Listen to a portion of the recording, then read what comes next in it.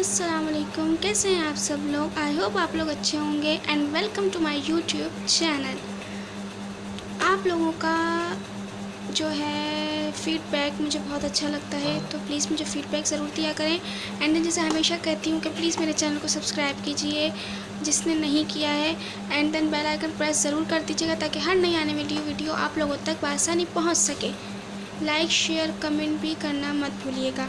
And then thank you so much. And हमारी English language course की class 3 हमारी यहाँ क्लास 3 हो चुकी हैं, तो अब जो है आज हमारी क्लास 4 है। एंड देन क्लास 4 हमारी स्टार्ट है और बहुत अच्छा लगता है जब आप लोग कोई फीडबैक देते हैं, तो उसके लगता है कि आप लोगों की तरफ से बहुत प्यार मिलता है इस तरीके से।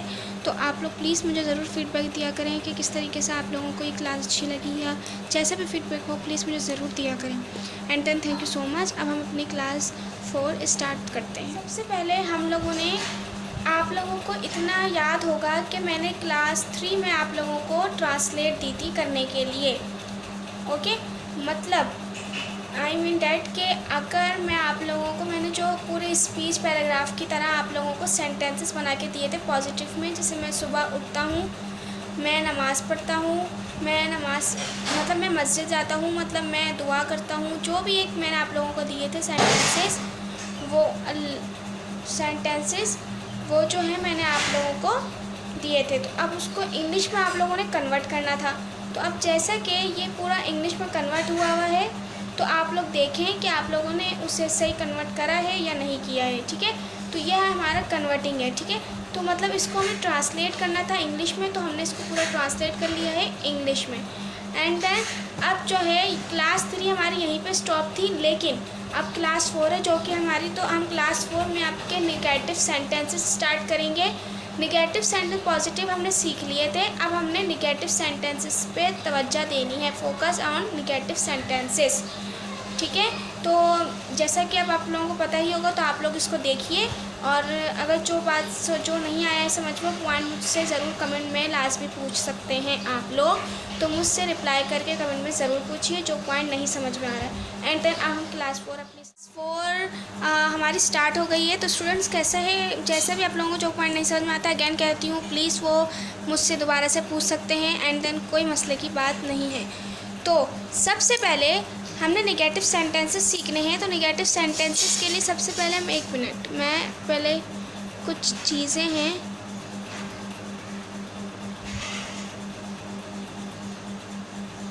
अच्छा सबसे पहले चीज़ क्या है, सबसे पहली चीज़ ये है कि आप लोगों को इतना याद होगा कि मैंने पॉजिटिव सेंटेंस में उसका स्ट्रक्चर लिखवाया था, subject plus verb plus object. ठीक है, लेकिन अब जाहिर सी बात है, हम कोई भी सेंटेंस बना रहे हैं, तो अब कोई जिसका मतलब माइंड इतना फ्रेश होगा, वो ज़रूर ये बात सोचेगा कि जब पॉजिटिव का स्ट्रक्चर बना हुआ है तो नेगेटिव का क्यों नहीं बना, इंट्रोगेटिव का क्यों नहीं बना।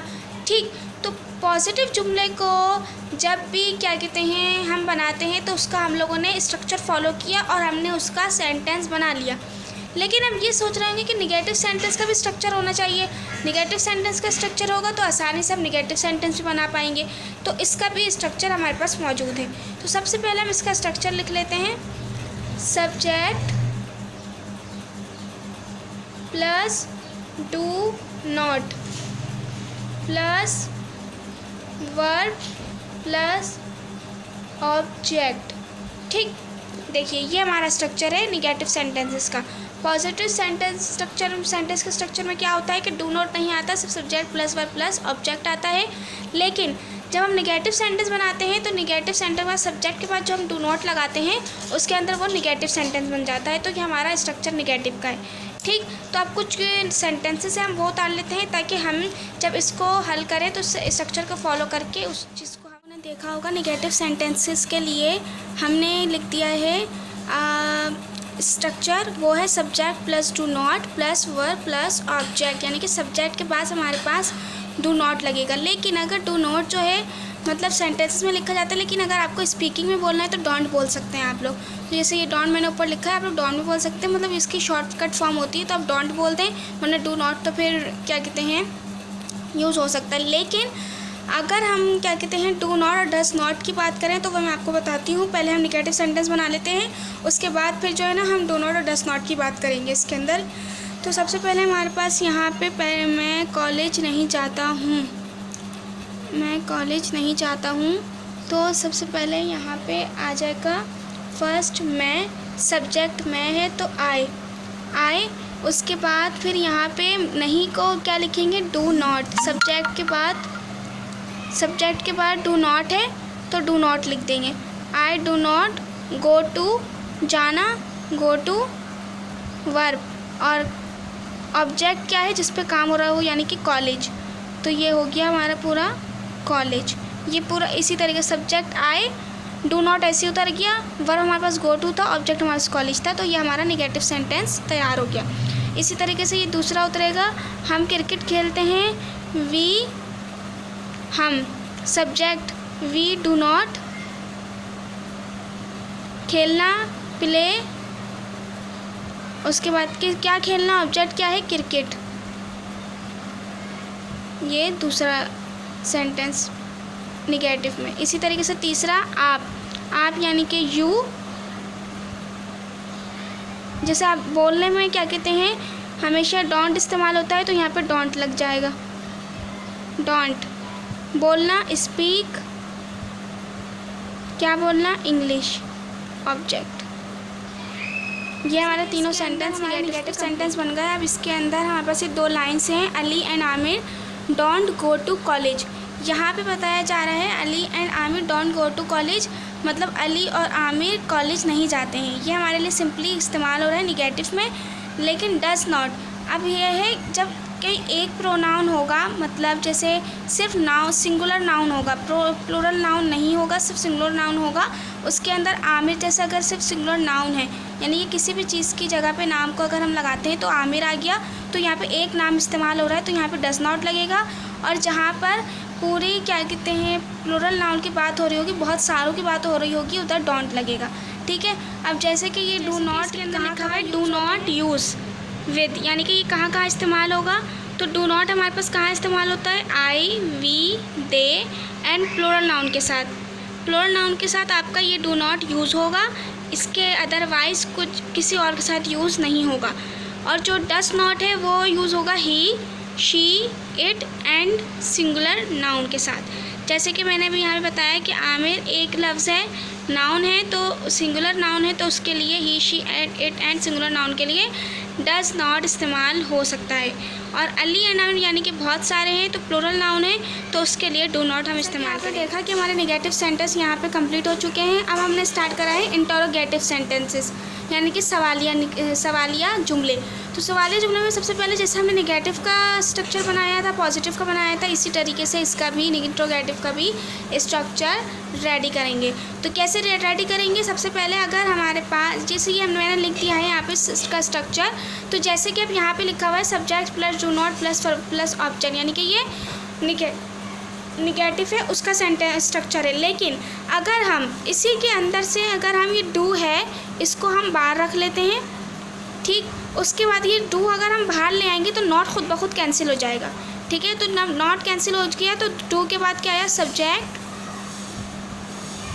Plus verb plus object. ये सवालिया जुमला बन गया हमारे पास।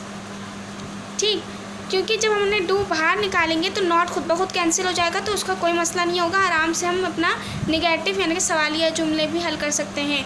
जैसे कि है अभी मैं कहूँ कि मुनफी, मस्बत, सवालिया, ये इंट्रोगेटिव होते, निगेटिव होते, सवालिया होते हैं। ठीक है, तो अब जो है हम अपने इंट्रोगेटिव सेंटेंसेस को स्टार्ट कर लेते हैं। यहाँ पे इंट्रोगेटिव सवालिया निशान मैंने यहाँ पे लिख दिए हैं।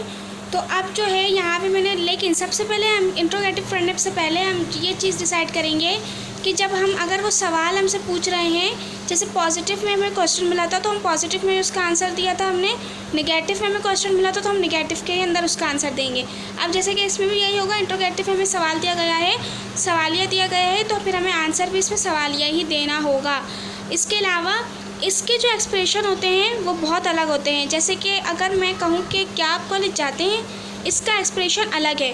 और अगर मैं बोलूँ जैसे कि अगर मैं सिर्फ एक पॉजिटिव आंसर बोलूँ कि आप कॉलेज जाते हैं, तो उसको क्या अंदाज़ होगा, आप कॉलेज जाते हैं, इसका अंदाज़ अलग होगा। और इंट्रोगेटिव का है क्या आप कॉलेज जाते हैं, इसका अंदाज़ अलग होगा।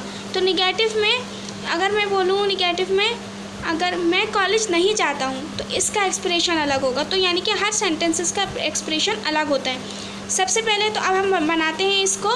तो अगर हम यहाँ पे लिखें इसको, अगर हम स्ट्रक्चर को फॉलो करें तो डू हमारे पास पहले दिया हुआ है, ठीक, डू सही है, हमारे पास यहाँ पे हो गया। फिर उसके बाद हमारे पास सब्जेक्ट क्या दिया हुआ है, आप, यानी कि यू, ठीक। उसके बाद हमारे पास वर्ब क्या दिया हुआ है, जाना, यानी कि do you go to, go to, कहाँ जाने की बात हो रही है, कॉलेज, यानी कि ऑब्जेक्ट,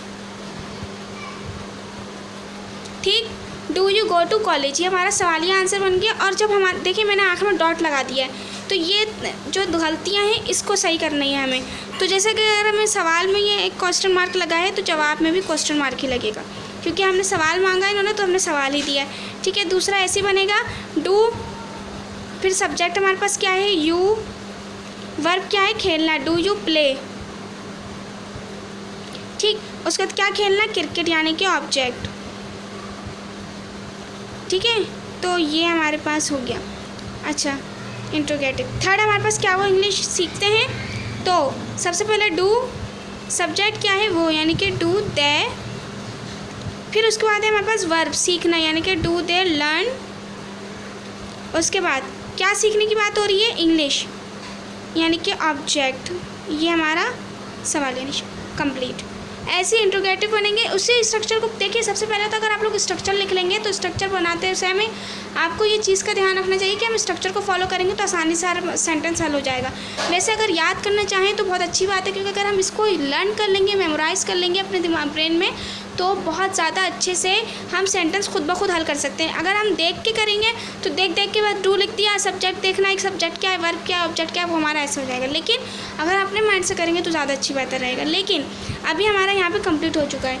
अब जो है, अब हम क्या करेंगे, हम पॉजिटिव, निगेटिव, इंट्रोगेटिव, मुनफी, मस्बत, सवालिया एक साथ हम लोग उतारेंगे, एक एक सेंटेंस, और उसको हम लोग तीनों एक साथ बना के देखेंगे कि कैसा लग रहा है, ठीक है। तो अब एक ही जुमले को निगेटिव में, पॉजिटिव में, इंट्रोगेटिव में कर दिया है, और जो इंट्रोगेटिव वाला सवाल है उसके अंदर मैंने आगे क्वेश्चन मार्क लगा दिया है, बाकी उन दोनों के आगे मैंने डॉट लगा दिया है। तो सबसे पहले हमें पॉजिटिव दिया हुआ है। पहले आप लोग अगर, जैसे किसी को अगर स्ट्रक्चर्स याद हो गए हैं तो डायरेक्ट बना सकता है, अगर जिसको नहीं हुए तो वो अपने स्ट्रक्चर्स को अपने सामने रख ले और उससे क्या कहते हैं, चीज़ों को हल कर ले। तो सबसे पहले अगर हमें यहाँ पर दिया हुआ है, तो हम सबसे पहले यहाँ पे हमें दिया हुआ है, आप फिल्में देखते हैं, आप फिल्में नहीं देखते हैं, क्या आप फिल्में देखते हैं, ये हमारे तीनों क्वेश्चंस है, ठीक है। तो सबसे पहले इसके अंदर दिया हुआ है आप फिल्में देखते हैं, ठीक। तो आप हमारे पास सब्जेक्ट है ना, सबसे पहले subject plus verb plus object, यानी कि यू, आप, फिर उसके बाद देखना, ठीक। तो यू वॉच। अच्छा, अब यहाँ पे है फिल्में, आप लोग मूवीज़ भी लिख सकते हैं, फिल्म भी लिख सकते हैं, तो मूवीज़ लिख लेते हैं, मूवीज़। ये पॉजिटिव आसानी से बन गया, हमें स्ट्रक्चर याद था, हमने बना लिया। अगर नहीं याद तो अपने सामने रख के इस स्ट्रक्चर को फॉलो करके आप ये बना सकते हैं। फिर आप सेकंड बना लेते हैं, आप फिल्म नहीं देखते हैं, तो आपके लिए पहले क्या यूज़ होगा, यू, फिर हमारे पास था क्या, डू नॉट, यू के बाद सब्जेक्ट के पास डू नॉट लगा था, तो हम डू नॉट लगा देंगे यहाँ पे, ठीक। उसके बाद क्या है, वर्ब हमारे पास देखना, वॉच, क्या देखने की बात हो रही है, फिल्म्स, यानी कि मूवी। ये हमारे पास निगेटिव आंसर तैयार हो गया, ठीक। तो ये हमारा निगेटिव में स्ट्रक्चर से याद होंगे, बहुत आसानी से आसानी बन सकता है। अब क्या आप फिल्में देखते हैं, सबसे पहले डू निकला था, फिर हमारे पास सब्जेक्ट, डू के पास सब्जेक्ट था, तो डू सब्जेक्ट क्या है हमारे पास, आप, यानी कि यू, देखना, लर्न, क्या देखने की बात हो रही है, फिल्में, यानी कि मूवी, मूवी और क्वेश्चन मार्क। ये हमारे तीनों चीज़ें कंप्लीट हो चुकी हैं। इसी तरीके से आप खुद भी बना सकते हैं और उसको निगेटिव में, पॉजिटिव में, इंट्रोगेटिव में करें तो आसानी से वो चीज़ हल हो जाएगी स्ट्रक्चर्स को फॉलो करते हुए। अगर स्ट्रक्चर्स याद हो गए तो बहुत अच्छी बात है, नहीं याद हुए तो फिर आप उसको खुद ही अपने माइंड में बिठाएं और उसको खुद ही हल करें, देख के ना करें। देख के फिर ज़ाहिर सी बात है फिर आप लोगों को मसला होगा, प्रॉब्लम होगा, इशू होगा। तो हमारी आज की क्लास 4 यहीं पे स्टॉप होती है। काफ़ी लंबी क्लास 4 हो चुकी है हमारी, एंड देन मैं उम्मीद करती हूँ कि आप लोगों को ये सब कुछ यहाँ तक सब कुछ समझ में आ चुका होगा। और कुछ सेंटेंसेस हैं जो आपको नेगेटिव में से इंट्रोगेटिव में तब्दील करने हैं, तो वो लोग आप खुद भी कर सकते हैं कि किस तरीके से होंगे। तो इसलिए मैं आज का होमवर्क में नहीं दे रही, खुद ही आप लोग उसको कन्वर्ट करने की कोशिश कीजिए। And then thank you so much मुझे सपोर्ट करने के लिए। और प्लीज़ मेरे चैनल को लाइक करें, शेयर करें, कमेंट करें, सब्सक्राइब करना मत भूलिए और बेल आइकन प्लीज़ दबा दीजिएगा ताकि हर नई आने वाली वीडियो आप लोगों तक बआसानी पहुँच सके। And then thank you so much. Class 4 हमारी यहीं पर स्टॉप होती है। आप लोगों से अगली क्लास में मुलाकात होगी। अपना ख्याल रखिएगा। तो टेक केयर। अल्लाह हाफिज़।